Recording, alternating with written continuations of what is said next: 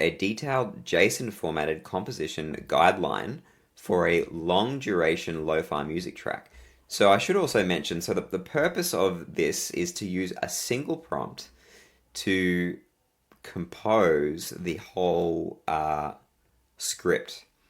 To compose the whole music track, at least in a number of bars that we can repeat and layer. So eventually the output is not just a repetitive